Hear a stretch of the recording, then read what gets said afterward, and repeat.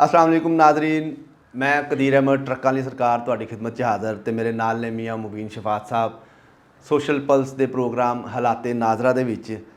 ਮੀਆਂ ਸਾਹਿਬ ਮੈਨੂੰ ਦੱਸੋ, ਉਹ ਇੱਕ ਹੈ ਨਾ ਨੀ ਮੈਂ ਰਾਂਝਾ ਰਾਂਝਾ ਕਰਦੀ ਆਪੀ ਰਾਂਝਾ ਹੋਈ ਤੇ ਨੀ ਮੈਂ ਡਾਲਰ ਡਾਲਰ ਕਰਦੀ ਆਪੀ ਡਾਲਰ ਹੋਈ ਤੇ ਡਾਲਰ ਨੂੰ ਕੀ ਹੋ ਗਿਆ? ਮੈਂ ਤੇ ਕਹਿੰਦਾ ਪਾਕਿਸਤਾਨ ਦੀ ਕਰੰਸੀ ਡਾਲਰ ਨਾ ਕਰ ਰਹੀ ਹੈ। ਕਦੀਰ ਸਾਹਿਬ, ਪਾਕਿਸਤਾਨ ਦੀ ਕਰੰਸੀ ਹੁਣ ਵੀ ਵੈਲਿਊ ਰਹੇਗੀ तो कुछ करांगे ना। तो पाकिस्तान की करंसी डॉलर तो नहीं बनती। मगर कदीर साहब, कल आपने एक चीज़ नहीं नोट की। कल की वीडियो में हमारी आइडेंटिटी स्विच हो गई थी। आपके नाम, आपके नीचे मेरा नाम आ रहा था और मेरे नीचे आपका नाम आ रहा था। तो मैंने कहा मैं इतना खूबसूरत कैसे हो गया हूँ? फिर मैंने कहा चलो अच्छा सर, आइडेंटिटी क्राइसिस वैसे ही साढ़े पाकिस्तान च है, ਤੁਹਾਨੂੰ पता ही है वो ABCD। हाँ जी, इसी तरह कभी हम अरब बन जाते हैं, कभी हम तुर्क बन जाते हैं, कभी हम कुछ एग्जैक्टली। बन जाते हैं। हाँ जी। तो सर डॉलर का की करना है फिर ਹੁਣ? डॉलर है वो IMF मान नहीं रही। तो गवर्नमेंट ने बड़ी तरले करी, बड़ी मिन्नतें कर ली, नहीं मान रही। मिनी बजट भी आ गया, उन्होंने बिजली भी महंगी कर दी, सब कुछ कर दिया, नहीं मान रही। अब IMF ने ये कहा है कि जो आपके बड़े हमारे माशाल्लाह जिन्होंने शैकल्स ऑफ स्लेवरी तोड़े थे और जिन्होंने हकीकी आज़ादी हासिल की थी, तालिबान ने, खान साहब कहते थे, और हमारे जो अपने डिफेंस मिनिस्टर है ख्वाजा साहब, उन्होंने भी कहा था कि कोई वक्त एक जैसा नहीं रहता। उनकी ट्वीट मुझे बिल्कुल याद नहीं, उन्होंने सराहा था तालिबान को। तो अब IMF ने एक है जो आपका अफगान डॉलर का रेट है वो आप रुपी डॉलर रेट कर दें।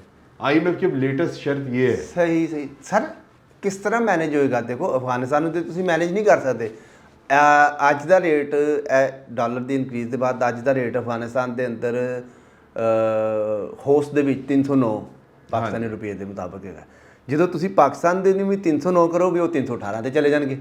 नहीं कि साहब, फिर एक लिमिट है ना, इकोनॉमिक्स भी तो आ जाती है ना कि उसको ट्रू डॉलर का रेट क्या है। वो ज़ाहिर इकोनॉमिक्स भी तो किक इन करेगी कि इतना भी नहीं कि बाजार का हो जाए, कोई जो मुंह से निकाले, इसके पीछे बड़े सारे फैक्टर होते हैं। तो वो एक वक्त आएगा जब चला जाएगा पैरिटी पे। मगर अब मुझे हंसी इस बात की आ रही थी, हम स्ट्रेटेजिक डेप्थ कहते रहे थे, जिसके अंदर हमने पूरा अपना फाटा रीजन में आग लगा दी, हमने इधर बिलियंस ऑफ डॉलर्स का नुकसान कर दिया, हज़ारों फौजी, हज़ारों जो बीसियों हज़ारों हमारे सिविलियंस बॉम्बिंग्स के अंदर गए, हमारा पूरा माशरे में क्लशन कोफ कल्चर आ गया, ड्रग्स आम हो गई इस स्ट्रेटेजिक डेप्थ के खेलने के चक्कर में। तो अब IMF भी कह रहा है कि जी जो स्ट्रेटेजिक डेप्थ वाला आपका डॉलर रेट है अब आप वो करें। तो अब क्योंकि IMF मान नहीं रहा बिल्कुल, तो ये आई डोंट नो इसके बाद ही मानेगा नहीं मानेगा, मगर अब डॉलर रेट को ये ऊपर लेके जा रहे हैं। तो डॉलर रेट आज 280 से ऊपर चला गया इंटर बैंक।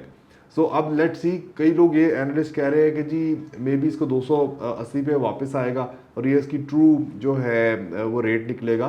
मगर अब क्योंकि जब मार्केट में एकदम से पैनिक आता है तो फिर ऊपर शूट अप करता है, तो अब तो डॉलर ऊपर चला गया। और डॉलर जो ऊपर चला गया, अभी हमने कल भी बताया था कि हिस्टोरिक हाई था, यानी कि पाकिस्तान की तारीख में सबसे ज्यादा महंगाई हुई थी।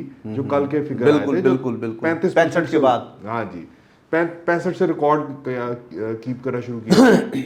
तो अब जौन सा है जो आपकी जो महंगाई है अब सुपर चार्ज होएगी, क्योंकि जब आपका डॉलर का रेट ऊपर जाएगा तो उसके साथ ही आपकी बहुत सारी चीज़ें इंपोर्टेड है, पेट्रोल आपका इंपोर्टेड है, और उसी जो आपका फ्यूल इंपोर्ट होता है उससे बिजली बनती है, तो बिजली भी मज़ीद महंगी होगी। और आज आपको एक और भी न्यूज़ दे दूँ, आज जो है उन्होंने 3 रुपये से ज़्यादा पर यूनिट प्राइस बढ़ा दी है।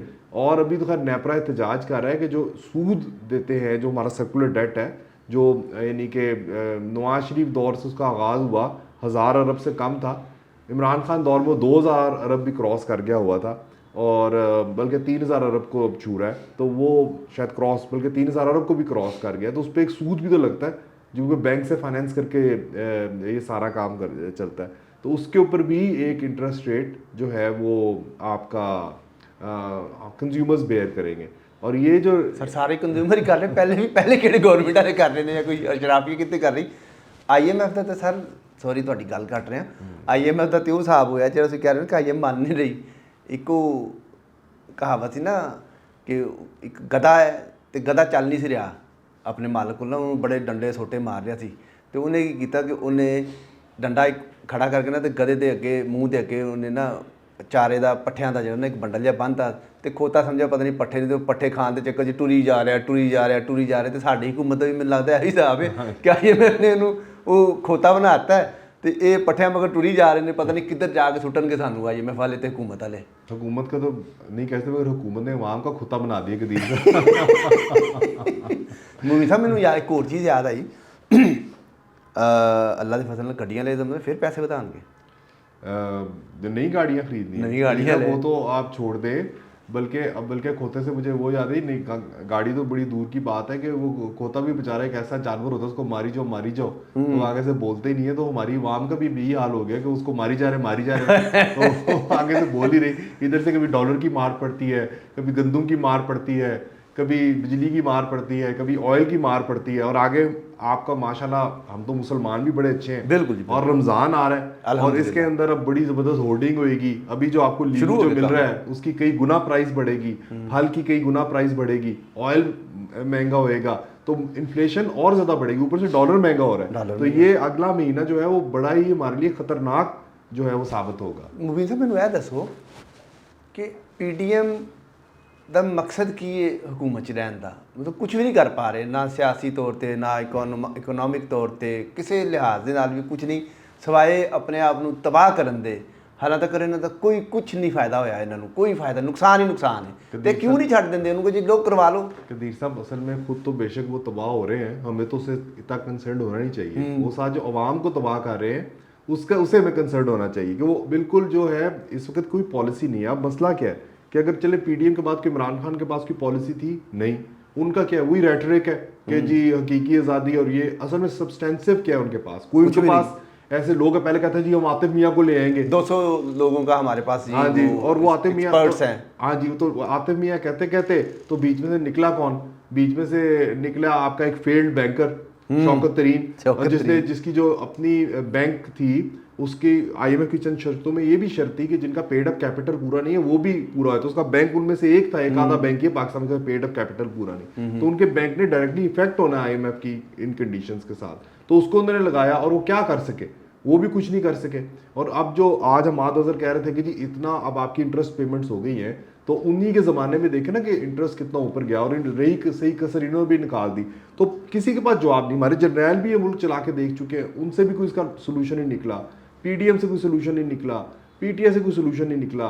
तो अब जो है अब मुझे समझ नहीं आती, बल्कि सोच रहा था क्योंकि हमारे जजों ने डैम भी बनाए, पॉपुलेशन प्लानिंग की भी वो बात करते हैं, हुकूमत को बताते हैं ट्रांसफ़र किस तरह करनी है किस तरह नहीं करनी, तो वो इस तरह के बड़े ज़बरदस्त लेक्चर्स भी मिलते हैं। मैं सोच रहा था कि अभी तक हमारी जुडिशरी का अभी तक डायरेक्टली रूल नहीं किया, इंडायरेक्टली तो कह लें आप इंटरफेरेंस होती रहती है, तो क्यों ना कि इन्हें को मौका दे दिया जाए कि यही आके एक रूल करें। तो लेट्स सी कि सबने इस मुल्क का तजर्बा कर लिया, एक तजर्बा गाह है जिसके अंदर हम गिनी पिग्स हैं और हम पे वो तो छोटे मोटे तजर्बे करते रहते, तो अब जज भी अपने तजर्बे कर लें। मतलब ਤੁਸੀਂ ਕਹਿਣ ਦਾ ਮਕਸਦ ਹੈ ਜਿਸ ਤਰ੍ਹਾਂ ਉਹ ਸਦਰ ਪ੍ਰਵੇਜ਼ ਮੁਸ਼ਰਫ ਸਾਹਿਬ ਦੇ ਕੋਲ ਇੱਕ ਵਕਤ 'ਚ ਕਈ ਆਈਨੀ ਅਹੁਦੇ ਸਨ, ਉਹ ਸਦਰ ਵੀ ਸਨ, ਚੀਫ ਐਗਜ਼ੈਕਟਿਵ ਵੀ ਸਨ, ਚੀਫ ਆਫ ਆਰਮੀ ਸਟਾਫ ਵੀ ਸਨ, ਤੇ ਐਸਰੀ ਚੀਫ ਜਸਟਿਸ ਆਫ ਪਾਕਿਸਤਾਨ जमा वज़ीर आज़म पाकिस्तान जमा प्रेजिडेंट ऑफ पाकिस्तान सारा कुछ और इर्तकास कर दिए एक ही शख्स के बीच, मेरे ख्याल है फिर शायद कुछ इन्होंने भी समझ आ जाए। लेकिन तुसी नहीं समझते कि PDM ਜਿਹੜੀ ਹੈ मतलब इस वक्त अगर तुसी ਤੁਹਾਡੀ ਗੱਲਾਂ ਦੇ ਹਿਸਾਬ ਨਾਲ अगर ਅਸੀਂ ਦੇਖਿਆ ਜਾए तो इस वक्त PDM इमरान खान गवर्नमेंट का पार्ट 2 नहीं लग रही कि उन्होंने भी कुछ नहीं, खान साहब को भी कुछ नहीं थी, अलहमदुलिल्लाह इन्होंने भी कुछ नहीं आया अगे लाइन ऑफ एक्शन कोई स्ट्रैटेजी कि जी किस तरह ये तो बाहर निकलेंगे, किस तरह जान छुटेगी साड़ी, मतलब अज IMF मान जाएगी ठीक जी ओके, वो बाद की करांगे, फिर IMF को जावांगे, फिर सानू रगड़नगे। कदीर साहब इस तरह के अभी तो पहला लॉन्ग टर्म स्ट्रैटेजी तो बड़ी दूर की बात है, शॉर्ट टर्म चीज़ है कि IMF को हमने डील लेनी है, ना डील ली तो बिल्कुल हम तबाही के दहाने पे हैं, मगर अब वो डील लेने के लिए शॉर्ट टर्म इन्होंने काम करने वही बड़े गंभीर है। जैसे मैंने बताया कि गोल्ड पोस्ट ये कह रहे हैं जी IMF चेंज कर रहा है, सो IMF इनसे कह रहा है सब ये जो चीज़ें आपने कीमतें बढ़ानी है, गैस की बिजली की ऑलरेडी बढ़ा गई, मज़ीद बढ़ाओ, डॉलर का रेट का करो। और अब वो क्या कह रहे हैं कि लिख के ला के दो अपने दोस्त ममालिक से, चाइना से, सऊदी से, UAE से कि जी हम इतने पैसे पाकिस्तान को देंगे, वो कह रहे हैं उनसे इन रिटर्न हमें चाहिए। तो यहाँ अब तो ये नहीं इनसे हो रहा, तो लॉन्ग टर्म तो बड़ी दूर की बात है। तो पाकिस्तान के फंडामेंटल इसका प्रॉब्लम आ गया है कदीर साहब सारे तो मकसद ए तो उलट हो गया ना, इतने तो गंगा ही उल्टी बहन लग गई है, क्योंकि ਦੀਗਰ ਮਮਾਲਿਕ ਜਿਹੜੇ ਨੇ ਉਹ ਕਿਸੇ ਵੀ ਮੁਲਕ ਨੂੰ ਲੋਨ ਦੇਣ ਲਈ, ਮਦਦ ਦੇਣ ਲਈ, ਪੈਸੇ ਦੇਣ ਲਈ IMF ਦੀ ਤਰਫ, ਵਰਲਡ ਬੈਂਕ ਦੀ ਤਰਫ ਦੇਖਦੇ ਨੇ, ਕਿਉਂਕਿ ਇੰਟਰਨੈਸ਼ਨਲ ਇਦਾਰੇ ਨੇ, ਉਹਨਾਂ ਦੇ ਕੁਝ ਆਪਣੇ ਸਰਟਨ ਮਿਆਰ ਨੇ, ਉਹਦੇ ਮੁਤਾਬਕ ਉਹ ਕਿਸੇ ਵੀ ਮੁਲਕ ਨੂੰ ਪੈਸੇ ਦਿੰਦੇ ਨੇ, ਲੈਂਦੇ ਨੇ, ਜੋ ਵੀ ਮਾਮਲਾਤ ਨੇ ਕਿ ਜੀ ਇਹ ਦੇਣਗੇ ਤੇ ਅਸੀਂ ਦੇਵਾਂਗੇ।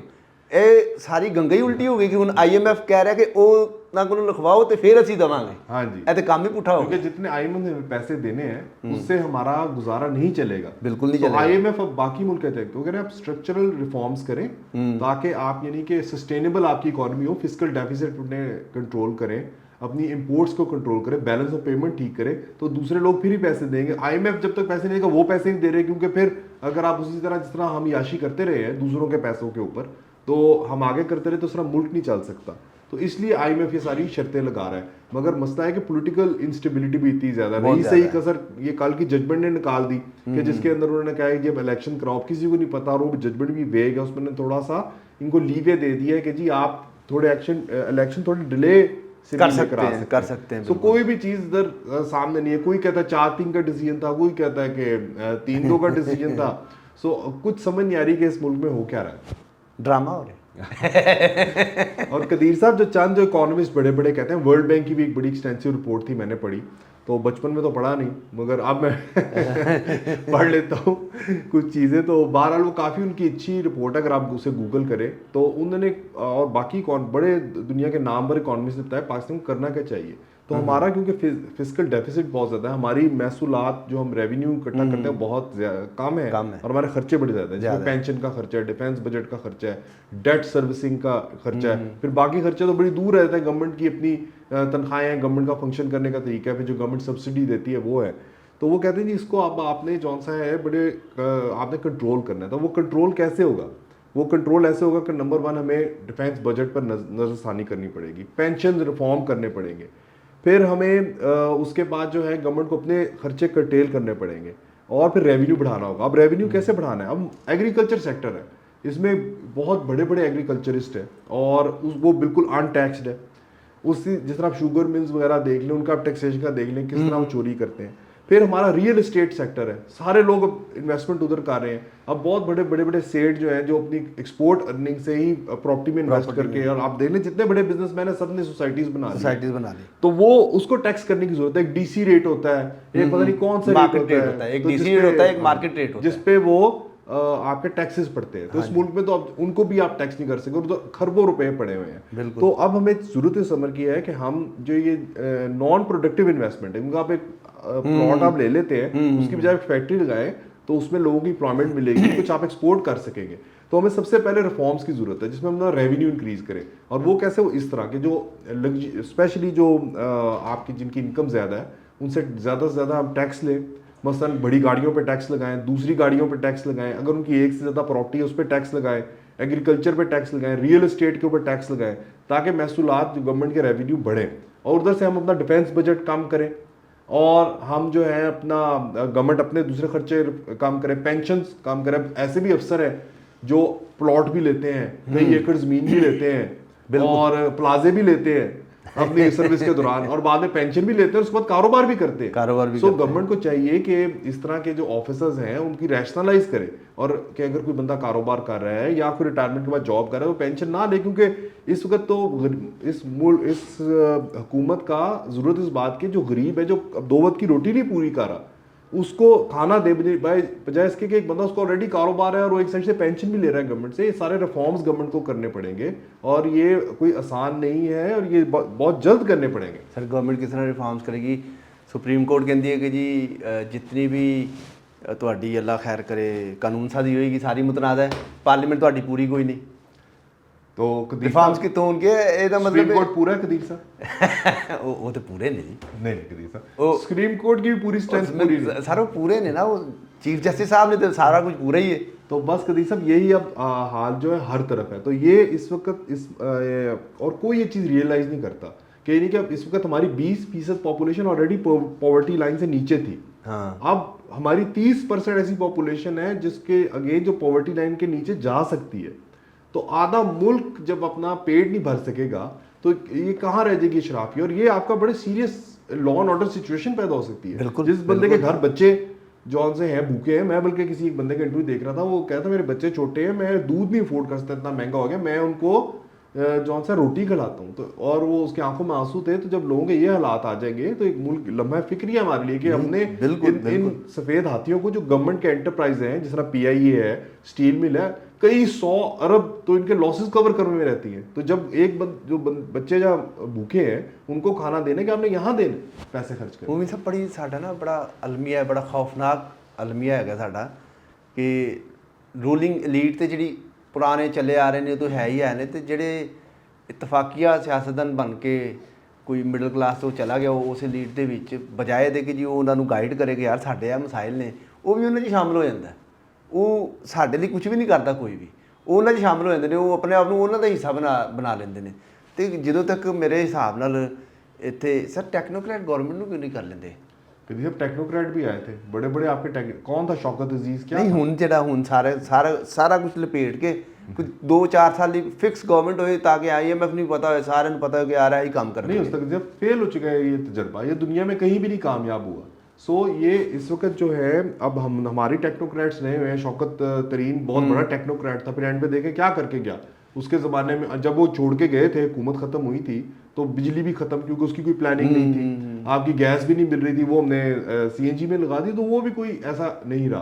तो एक डीप रूटेड हमें रिफॉर्म्स है इस मुल्क में। हमारे जो बच्चे हैं उनको आप एजुकेट करें, आप स्किल डेवलपमेंट करें ताकि हमारे नौजवानों को उनकी स्किल डेवलपमेंट हो और वो एम्प्लॉयबल हो। अभी जापान ने आपसे कई हजार उन्होंने IT एक्सपर्ट मांगे थे जो आप उनको नहीं दे सके। तो अगर चाइना में बड़ी जरूरत है, चाइना में फ्यूचर में बहुत ज्यादा बच्चे चाहिए, उधर चाहिए होंगे वर्कफोर्स, आप उन्हें दे सकते हैं। जापान दे सकते हैं, पूरा यूरोप डिक्लाइन पे है, साउथ कोरिया डिक्लाइन पे। पार्लियामेंट रिफॉर्म्स करेगी फिर जज साहब मान लेंगे? अगर देखें यहाँ अब ये देखो बड़ा अजीबो-गरीब जे मामलात ने कि जी ਜਿਹੜੀ ਵੀ ਕਨਸਟੀਟਿਊਸ਼ਨਲ ਮਾਮਲਾਤ ਹੁੰਦੇ ਨੇ, ਆਇਨ ਨੂੰ ਤੁਸੀਂ ਰੀਰਾਈਟ ਕਰ ਰਹੇ ਹੋ, ਕਦੀ ਕੁਝ ਕਰ ਰਹੇ ਹੋ, ਕਦੀ ਕੁਝ ਕਰ ਰਹੇ ਹੋ, ਆਇਨ ਦੀ ਆਪਣੀ ਮਰਜ਼ੀ ਦੇ ਨਾਲ ਇੰਟਰਪ੍ਰੀਟੇਸ਼ਨ ਹੋ ਰਹੀ ਹੈ। ਤੇ ਉਹ ਤੇ ਆਇਨ ਹੈ ਜਿਹੜਾ 2/3 मेजोरिटी ਦੇ ਨਾਲ ਬਣਿਆ ਸੀ ਸਾਰਾ, 2/3 मेजोरिटी ਸੀ, 2/3 से आप कॉन्स्टिट्यूशनल अमेंडमेंट कर सकते हैं बिल्कुल। ਤੇ ਇਹ ਤੇ ਸਿੰਪਲ ਕਾਨੂੰਨ ਸਾਜ਼ੀ ਹੋਣੀ ਹੈ। हाँ जी, ਇਹ ਤੇ ਸਿੰਪਲ ਕਾਨੂੰਨ, ਅਗਰ ਉਹ ਕੋਈ ਚੌਧਰੀ ਸਾਹਿਬ ਉਹਨੂੰ नहीं मानते तो इनू किस तरह मननगे कि? तो बस यही तो कदी साहब अलमिया है कि अगर इस मुल्क ने तरक्की की राह पर जाना है तो एक किसी ने इन्वेस्टमेंट भी करनी है, बाहर किसी कंपनी ना के इन्वेस्टमेंट करनी है, उनको एक कंसिस्टेंट पॉलिसीज चाहिए। उनको पता है कि ये 5 साल 10 साल 20 साल यही पॉलिसीज का तसलसल रहेगा, और ये ना हो कि आज हम उनको कोई इंसेंटिव दे के इधर इन्वेस्टमेंट कराएं और कल वो इंसेंटिव खत्म हो जाए, जिस तरह रिको डाइक जो है उसके साथ हुआ था, जिस तरह कारके के साथ हुआ था, और BCO और कंपनियों के साथ इस तरह हुआ था। ਇਹ ਤੇ ਸਰ ਉਹਨੇ ਜਿਹੜੇ ਸਾਡੇ ਸਾਹਮਣੇ ਆ ਗਏ ਨੇ, ਇਹ ਤੇ ਉਹਨੇ ਜਿਹੜੇ ਸਾਡੇ ਸਾਹਮਣੇ ਆਮ ਲੋਕਾਂ ਦੇ ਸਾਹਮਣੇ ਆ ਗਏ ਨੇ, ਵੱਡੇ ਵੱਡੇ ਬਹੁਤ ਜ਼ਿਆਦਾ, ਉਹ ਪਤਾ ਨਹੀਂ ਛੋਟੇ ਛੋਟੇ ਕਿੰਨੇ ਹੋਣਗੇ, ਕੀ ਮਾਮਲਾ ਤਾਂ ਹੋਣਗੇ। ਖੈਰ ਜੀ, ਅੱਲਾਹ ਤਾਲਾ ਸਾਡੇ ਹਾਲ ਤੇ ਰਹਿਮ ਕਰੇ, ਪਾਕਿਸਤਾਨ ਤੇ ਰਹਿਮ ਕਰੇ, ਤੇ पाकिस्तान ਦੀ ਅਸ਼ਰਾਫੀਆ ਨੂੰ ਹਦਾਇਤ ਦੇਵੇ ਕਿ ਯਾਰ ਸਾਡਾ ਵੀ ਖਿਆਲ कर लो। हाँ जी, और इसके बाद ये जागे और सब ये अपने अपने डोमेन में रहे कि पॉलिसी निकाले। और फिलहाल तो अब ये क्रिटिकल हो गई है IMF की डील, और जितनी भी पॉलिटिकल इंस्टेबिलिटी है ये फिल फॉर खत्म होनी चाहिए। और जो भी इदारे इसके अंदर अपना ऐसा नेगेटिव रोल प्ले करें जिससे बढ़ रही है पॉलिटिकल इंस्टेबिलिटी, उनको खुदा रहा है सोचना चाहिए कि हम इस मुल्क को स्टेबलाइज होने दें, कम से कम IMF से डील तो होने दें, बाकी जो मर्जी कर लो। आप इलेक्शन 90 दिनों में करा लें, आप जितने मर्जी दिनों में करा लें, IMF से डील करा लें, उसके बाद आप इलेक्शन करा लें। कुछ तो चीजें हमें भी तो डॉलर रेट नहीं पता, हमें इंपोर्ट्स का नहीं पता, कंटेनर हमारे बंदरगाहों पे पड़े हैं उनको हमें निकलवाने का नहीं पता।